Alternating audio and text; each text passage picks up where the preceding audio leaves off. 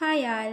இன்னைக்கு என்ன பார்க்க போகிறோம் அப்படின்னா நாலந்தா பல்கலைக்கழகம். இந்த நாலந்தா பல்கலைக்கழகம் யாரால் கட்டப்பட்டிருக்கோம் அப்படின்னா சக்ராதித்யர் அப்படின்னு சொல்லப்படுற முதலாம் குமாரகுப்தர் இவரால் தான் கட்டப்பட்டிருக்கோம். எப்போனா கிபி 5ஆம் நூற்றாண்டில் கட்டப்பட்டிருக்கோம். உலகின் மிக பழமையான பல்கலைக்கழகங்களுள் இந்த நாலந்தா பல்கலைக்கழகமும் ஒன்று. எங்கே இருக்குன்னு பார்த்தோம்னா பீகாரில் ராஜகிருகத்தில். நாலந்தா பல்கலைக்கழகத்தோட வேறு பெயர் என்னன்னா மகா விகாரா. இங்கே பௌத்த தத்துவ நூல்கள் அதிகமாக இருந்திருக்கும். 8 மகா பாடசாலையும் 3 பெரிய நூலகமும் இங்கே இருந்திருக்கும். புனித யாத்ரீகர்களின் இளவரசன்னு சொல்லப்படுற சீன பயணியான யுவான் சுவாங் இங்கே நீண்ட வருடங்கள் தங்கி பௌத்த நூல்களை படிச்சிருப்பாங்க. இந்த நாலந்தா பல்கலைக்கழகம் முகமது பின் பக்தியார் கில்ஜியால் 1192 அளிக்கப்பட்டிருக்கும்.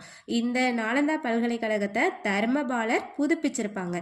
இப்போ நம்ம 2016 நாலந்தா பல்கலைக்கழகம் யுனெஸ்கோவால் பாரம்பரிய சின்னமாக அறிவிக்கப்பட்டுள்ளது.